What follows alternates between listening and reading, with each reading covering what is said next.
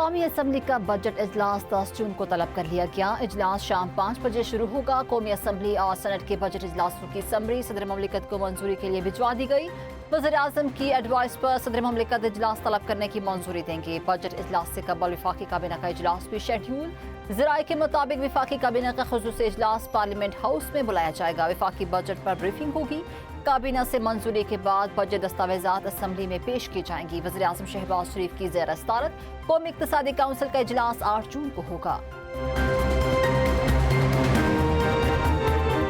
پاکستان سندھ طاس معاہدے کے تحت درجہ جناب پر اپنے حقوق کی حفاظت کرے گا۔ پاکستان خطے میں قیام امن کے لیے بہترین اور مخلصانہ کردار ادا کر رہا ہے۔ فلسطین پر اسرائیلی جارحیت کی مذمت کرتے ہیں۔ دفتر خارجہ کے ترجمان طاہر حسین اندرابی کی ہفتہ وار بریفنگ۔ کہا، آپ خطے میں امن استحکام اور فلسطینی عوام کے جائز حقوق کی حمایت کے موقف پر بدستور قائم ہیں۔ بھارت کی جانب سے دریا جناب کا پانی دریائے بیاس کی جانب موڑنے کی کوششوں پر تشویش کا اظہار۔ کہا، مقبوضہ کشمیر میں سلال ڈیم کی ڈی سلڈنگ کا معاملہ انتہائی تشویشناک ہے۔ بھارت سندھ طاس معاہدے کی پاسداری کا پابند ہے۔ پاکستان کی غذائی سلامتی کو خطرے میں ڈالنے کی کسی بھی کوشش سے جنوبی ایشیا میں عدم استحکام مزید بڑھ سکتا ہے۔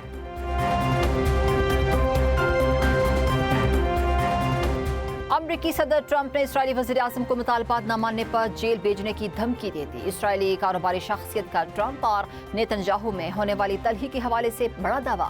عرب میڈیا نے کاروباری شخصیت کا حوالہ دیتے ہوئے بتایا کہ ٹرمپ نے اسرائیلی وزیر اعظم کے بیٹے کو امریکہ سے بے دخل اور خاندانی اثاث سے منجمد کرنے کی دھمکی بھی دی۔ امریکی صدر نے نیتنیاہو کی اہلیہ سارا نیتنیاہو سے شوہر کو مطالبات ماننے کے لیے آمادہ کرنے کا کہا۔ سارا نیتنیاہو نے اپنے شوہر پر شدید دباؤ ڈالا۔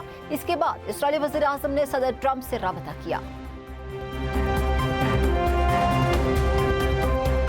عوام میں مایوسی پھیلانے والا ہر عمل دشمن کی مدد کے مترادف ہے۔ دشمن کو ناکامی کے بعد مقاصد کے حصول میں مشکلات کا سامنا ہے۔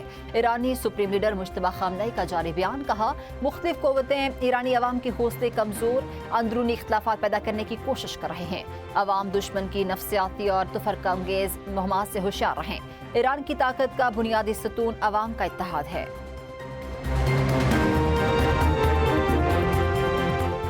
ایران کے امریکہ سے رابطے منقطع نہیں ہوئے۔ دونوں ملک تبادلہ کیے گئے متن کا جائزہ لے رہے ہیں۔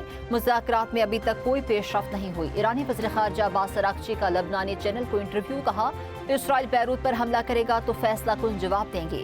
سوشل میڈیا پر جاری بیان میں اراغچی کا کہنا تھا، ایرانی افواج نے دفاع میں کارروائیاں کی۔ ایران ان مقامات پر کارروائیاں کر رہا ہے جنہیں امریکی افواج جنگ بندی کی خلاف ورزی کے لیے استعمال کرتے ہیں۔ کسی بھی جارحانہ اقدام کا فوری اور فیصلہ کن جواب دیا جائے گا۔ جو پابندیوں سے حاصل نہیں ہوا وہ جنگ سے بھی حاصل نہیں ہوگا۔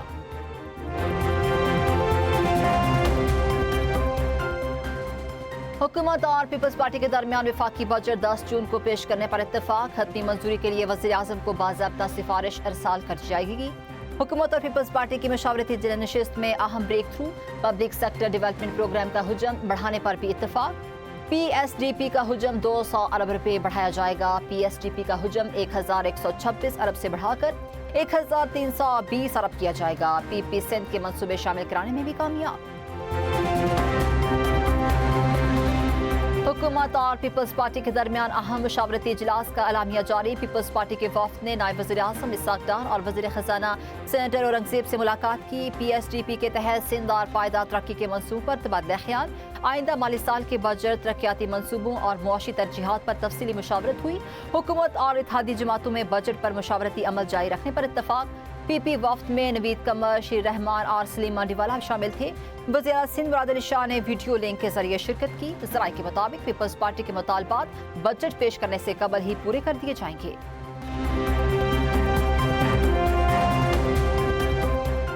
سڑکیں اور ہسپتال وہی بنا سکتے ہیں جنہوں نے پہلے یہ کام کیے، آئندہ 5 سال میں عوام کی تقدیر بدل دیں گے۔ لیگی رہنما خرم دستگیر کا ہنزا میں مسلم لیگ نون کے ورکرز کنونشن سے خطاب۔ کہا، مسلم لیگ نون اس علاقے کے مطالبات پورے کرنے کی اہل ہے۔ سی پیک گلگت بلتستان کے عوام کے لیے بہتری لے کر آیا ہے۔ پارٹی رہنما عابد شیر علی کا خطاب میں کہنا تھا، مسلم لیگ جب بھی آئی گلگت بلتستان میں انقلاب لے کر آئی۔ عوام اسی کو اپنا لیڈر منتخب کریں گے جو ان کی ترقی اور خوشحالی کا ضامن ہو۔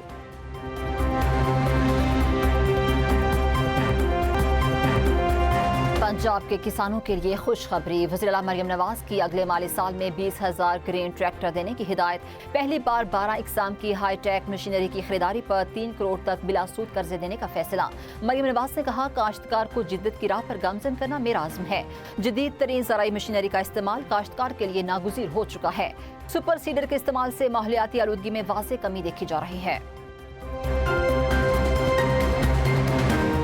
वज़ीर दाखिला मोहसिन नकवी और सिंध के सीनियर वज़ीर शजील मेमन की मुलाकात। अमन व अमान, बैनुल सूबाई ताउन, मंशियात के खात्मे और दीगर अहम उमूर पर तबादला ख्याल।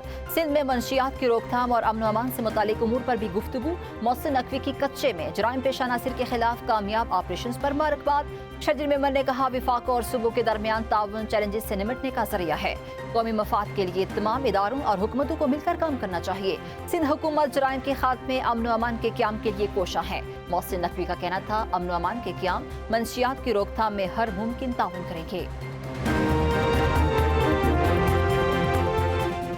हाई कोर्ट ना सुप्रीम कोर्ट के मातहत है, ना ही विफाकी आईनी अदालत के मातहत। हर हाई कोर्ट आज़ाद आईनी अदालत है। विफाकी आईनी अदालत से इस्लामाबाद हाई कोर्ट को केस जल्द निपटाने की हिदायत पर जस्टिस आमिर फारूक के तहरीरी फैसला जारी। कहा, अक्सर आला अदलिया से हाई कोर्ट को जल्द फैसलों की हिदायत करने की दरखास्तें की जाती हैं।